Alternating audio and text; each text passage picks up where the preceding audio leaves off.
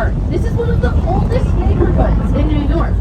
When the Dutch first colonized what's now known as Manhattan, this is the and they were very intimidated by the indigenous people here, the Lenape tribe, so they put up a big wall to protect themselves, hence Wall Street. Not the most clever name in the world, but truth in advertising, there was a big wall. Eventually, the English take over, as they are wont to do, turn of the 18th century. They decide to rename what the Dutch had called New Amsterdam after the second in command in England, the king's younger brother, who happened to be the Duke of York, hence New York. Imagine if his name was like Bob. It would have been a totally different island, New Bob. The English used this land as a battery, a place to keep their weapons to fight off the Dutch. That's Battery Park. Then eventually the Americans used this land to fight off the English, that big brick circle structure right behind that white tent there where our boat docked. That's Fort Clinton, one of 3 forts in the area from the War of 1812. We're going to do 2 more on our trip today. Love how these outfits are coordinated here. They came ready. They were like, let's go. Okay, so we're currently on the Hudson River. Goes between New Jersey and New York. In a second, when we turn, we're going to be on the East River. It goes between Brooklyn, which will be on your right, and Manhattan on your left.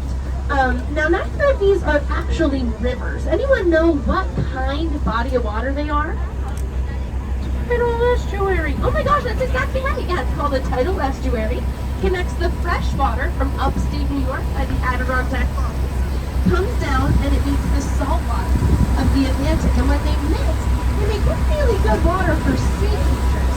In 2020, there was a whale spotted right outside the Statue of Liberty. New Yorkers got to vote on her name. In second place, Hudson, pretty appropriate. In first place, Liberty. Aww, a little on the nose if you ask me, or on the local, but you know, got the job done. Did I look up, do whales have noses for the sake of making a dad joke? I did, because I'm a tour guide who cares. Alright, so folks, if you look between the silver and black skyscrapers on your left, you're going to see there's a little brick building wedged in between. I say little, but by any other standards, it's a mansion. It's just so dwarfed by those skyscrapers behind it, right? So you're going to see a brick building with white columns and then a white tower with a gold cross in it. That is the Watson House, oldest building in Manhattan. Get this, it was built in 1793, so it's basically as old as America itself. And I love this building because you're going to see when we get a better view, it looks pretty funny juxtaposed against the city behind it. But you know, that's what all of New York would have looked like. So it really reminds me of just how much the city has changed and continues to change. You see it there? They say if there's one thing consistent about New York, it's that it's always changing. Right? That if you live here, you go on vacation for 2 weeks, you come back, your neighborhood looks completely different. But it's important to have a strong relationship with your bodega guy for the consistency. Folks, we've got 2 ferry houses on your left. Ferry, F-E-R-R-Y, not the magic kind. The little girl was really confused last week. She's like, ferries aren't real. I said, homophones are. Anyways, the one with that big orange boat, that's for the Staten Island Ferry. And then on the right with the arches is for the Governor's Island Ferry. Fun fact, literally this time an hour ago, last tour, that entire Governor's Island Ferry was on fire. But they dealt with it very quickly, so go them. It was an exciting tour. Anywho, they say that Staten Island Ferry is a great way to get married on a budget because it lets you off right at the municipal building in Manhattan. So go get your marriage certified, hop on that Staten Island Ferry, which allows booze, toast with some champagne. Done and done, married on a budget. They call that municipal building the one-stop shop because it's where the others go to get married or divorced. Things move quickly. We're very efficient. So my boyfriend. My personal favorite is that Brooklyn Bridge. I really recommend, especially on a gorgeous day like today, walk across that Brooklyn Bridge. Views are fantastic. And it's free. Love free things. Let's come by the city. So Brooklyn Bridge, a really interesting origin story. It's designed by this guy, John Building. He's a German immigrant, comes over to study architecture at Yale. But he bridges. So most new bridges at that time are going to be 80% concrete, maybe 20%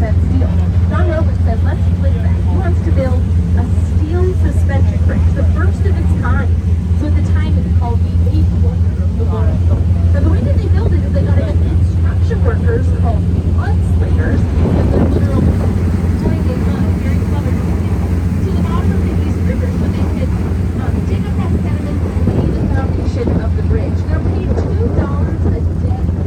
In today's money, it's about $4 an hour. For the side of the mud, right? And how do you put those mudslingers down there? Well, they put them in these air pressurized cabins, big metal boxes called caissons. C-A-I-S-S-O-N. Great spelling. So they pump them full of air, send them to the bottom of the East River. They dig, come back up, and all that air pressure is released all at once. Well, here's the thing. Our can't handle those sudden shifts in air pressure. It's something called Caisson's disease. Woo! It's the boat, all right. Just wanted to make sure everyone remembered it was a boat. Well, kind of. So it's called Caisson's disease. It's also known as the bends. It happens a lot of times. 1859 to 1883. Ooh, there's that shade. 100 construction workers. Over 100 construction workers had to leave the job because they were made so debilitatingly ill from going up and down in those big metal boxes. 3 of them actually died from it. There's that famous Brooklyn carousel on your right, by the way, sitting in that big glass box. Okay, so John Roebling, mastermind behind this whole thing, could even begin. Because get this, he's standing on the shore of Manhattan.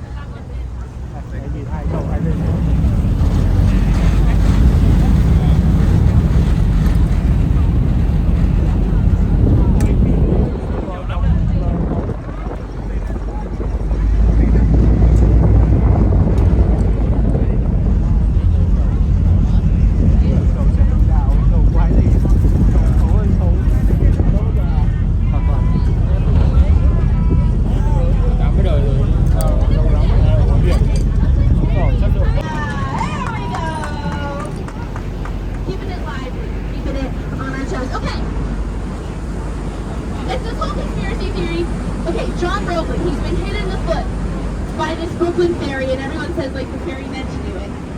He's got this huge foot wound. He's kind of like this kooky character, like he's really into spiritualism a lot of the time. He keeps forcing his children to attend seances for his dead wife and their mom. He's also really into hydrotherapy, the healing power of water. He's like, I know how to heal my mangled toes, I'll just stick them right in the East River. Which, if you know anything about the water quality of the East River, especially in the 1860s, right? They were like, there's our drinking water. It's shocker, he got all the tetanus, and he died. And so they passed on the torch to his son, Washington Roebling. Now, Washington Roebling is in his early 30s, which if you don't know is actually very young. I keep telling myself. And he goes down one day to check out the foundation of the bridge of one of those caissons. Comes back up, it's a terrible case of the bag. He ends up paralyzed from the neck down. That air pressure just crunched his spine, so he's out of condition. So finally, it's up to projects. Emily Rodman, calculus, physics, she's got to get the construction workers to respect her. She's got to get the city, the public, to entrust her with this huge, big budget, never before done project. And she really rises to the occasion. It's Emily Rodman, who's now credited with completing that Brooklyn Bridge in 1883. Pretty amazing for a woman at that time, right? She actually gets to be the first person to cross the bridge. She goes across in a trolley with a live rooster in her lap, because they're seen as a symbol of victory. I don't know, I feel like you have to be pretty victorious to get a rooster to, like, cooperate with you on a trolley ride. Anyway, when the bridge first opens, some New Yorkers are like, whoa, this thing is awesome. 150,000 people cross that bridge just in the first week that it's open. But then other New Yorkers are like, I don't know about this. I mean, it's a brand new technology, right? And you have to know the circus guy said 21 elephants.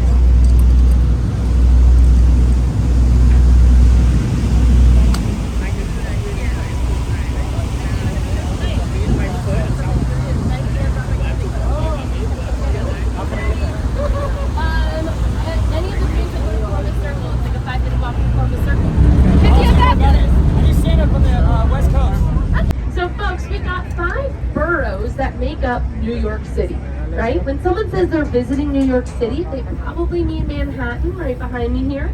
But they could also mean Brooklyn, right across the East River. They could mean Staten Island, where we saw that big orange boat heading. They could mean Queens, kind of to the north of Brooklyn, to the east of Manhattan. Great little residential borough. It's where Peter Parker's from, Spider-Man. It's where my boyfriend lives, and as of yesterday, where I live. We just moved in. I know, my stuff is just everywhere, guys. You're like, wow, she didn't brush her hair today. I don't know where the brush is. I don't know where the brush is. Okay. And then the fifth of those boroughs is the Bronx. Now the Bronx is the only of those 5 boroughs that's not a natural island. It's actually connected to the rest of upstate New York. And it's got the Bronx Zoo and Yankee Stadium. And I only know this because I got lost there once. It's got a sewage treatment plant that Google Maps really thinks is a FedEx. All this is to say, tour guides, they're just like us. They also get hopelessly lost in the Bronx. Alrighty friends, so if you look out the back of the moat into the Brooklyn side, see how some of these buildings have a kind of green tinted rooftop to them? I think there's kind of like a green trapezoid and a green triangle. That means nothing. Nature look. Just kidding. We can tell that these buildings were built right around the same time as the Statue of Liberty. Because just like the statue, we got this big green lush island. That's Governor's Island. When the Dutch first colonized what they called the New World, of course not new to the indigenous people already living here, they set up shop on Governor's Island before they braved it into Manhattan a few months later. And then the English take over, that's where we get the governor of Governor's Island, I guess it should be like Governor. And then eventually the Americans set up yet another fort for the War of 1812. So if you're with us in Battery Park, I pointed out this big brick circular structure, Fort Clinton. Now we have a very similar looking structure at the end of Governor's Island, Fort Williams. It's not this gray thing that's jutting out and kind of looks like a prison. It's the octagonal structure. There's no bridge. There's no tunnel underneath us. And it's not Rikers, as some of them think. And it's also not Alcatraz, as some of them think.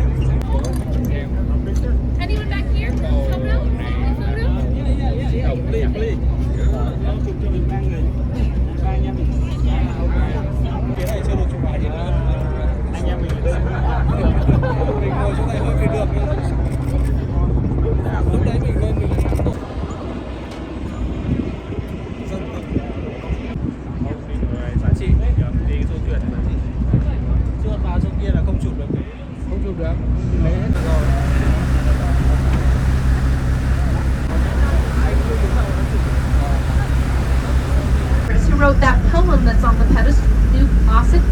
She was a born and bred New Yorker, and she was Jewish American. So part of what it was, and this would often split up families. Imagine one parent has to stay, one has to sail all the way back to the home country. And then even if you made it past that screening, life in New York wasn't exactly easy, right?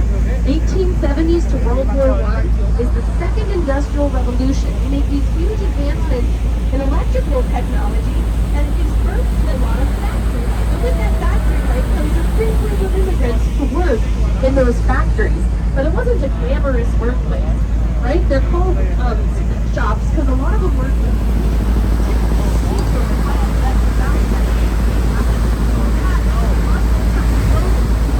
air conditioning.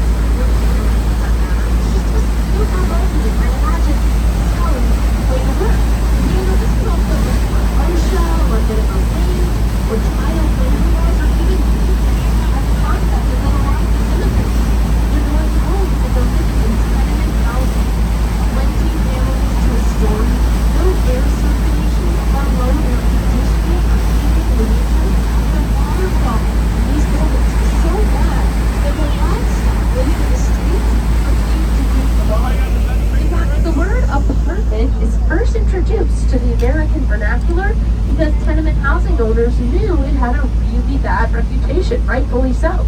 And so they're looking for a fancier word to kind of zhuzh it up.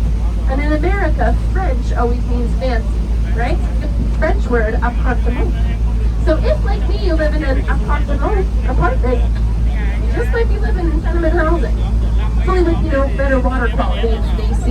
No, our standards of living are so much higher now. We have to think, this is a time where America will find that famous ledger, that book. It has every immigrant's name handwritten in to take you to the United States. It's the real stuff, People look at it and say, their health signature is there. You can actually access that ledger online if you want to look at it. It's really fascinating. Okay, look out the left-hand phone. You can kind of see where it's edging the northern tip of Manhattan. And if you squint in between, you can just make out that GW Bridge, the George Washington, where many from New Jersey get stuck in rush hour traffic every day. It's actually that faint outline of the GW that Captain Sully used to guide his plane onto the Hudson about 10 years ago. He knew he had to make this emergency landing on this big passenger plane with a family of geese. Thought if we recognize it, the GW says it's going to be somewhere in Midtown. And lo and behold, he makes this miraculous emergency water landing right on the Hudson, right across from 50th Street. He nailed it. All the passengers survive. Of course, Captain Sully becomes a national hero, which we know because he's played by Tom Hanks in a movie. That's how you know you made it as a national hero, right? I said that last week. This little boy was like, passed away? I was like, okay. I was. Anyhow, friends, if we look into the New York City skyline, we've got one skyscraper that's so much bigger than all the others, right? With that big needle on it, that is the World Trade Center. By far, the tallest building in Manhattan. Anyone want to tell me how many feet tall it is? I'll give you a clue. I heard it over here. Bill didn't even need my hint. 1776, year of American independence. And you know what that means? He's the new tour guide. I got the question right 2 weeks ago. They haven't talked about since. So it's 1776 feet tall. That very top floor is an observatory. You say you look out one side, you can see New Jersey. On one side, you can see Connecticut. Of course, if you look straight down, you see New York. Those three states, New Jersey, Connecticut, New York, are what make up the tri-state area. The tri-state area. That was my Dr. Jupiter, my overview channel. I was once a lady. I think that's what I put down. Alrighty, folks, we are heading into Battery Park from Brooklyn. That's where you got on board with us today. That's where we will say, for those of you who got on board at Pier 16, closer to the Brooklyn Bridge, just hang tight, we're going to head there next. I hope you had the most fabulous time on our tour today. If you did, I'd love for you to write us a review. Thank you so much. Wow. Thank you. You can say, wow, that Hannah. Don't fire her. If you didn't have a good time, please don't say anything. Okay, I'll be downstairs. Feel free to come down and anytime, ask any questions you may have, get some air conditioning. Folks, cash and Venmo tips are not required, but they're so greatly appreciated. And my little Venmo code on my tip jar downstairs. And I do split everything I get with the captain and with all the other crew members. All right, thank you so much. Have a great rest of your day and enjoy New York City.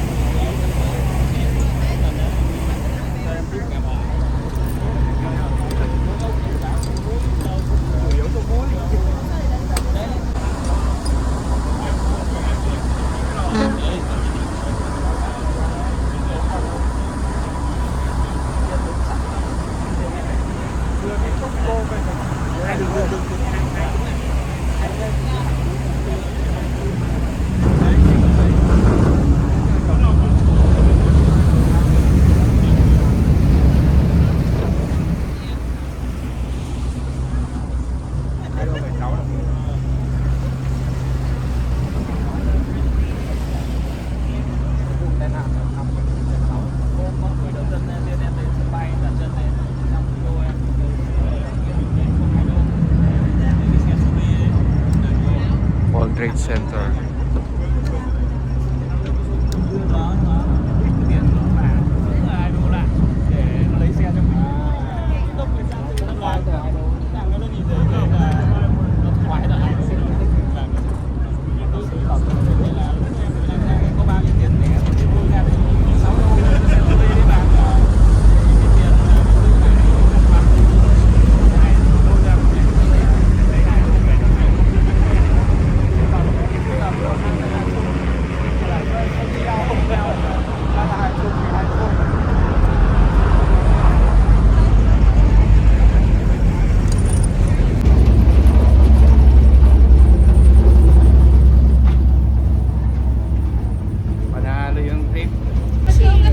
Thank you. Have a great day. Bye-bye.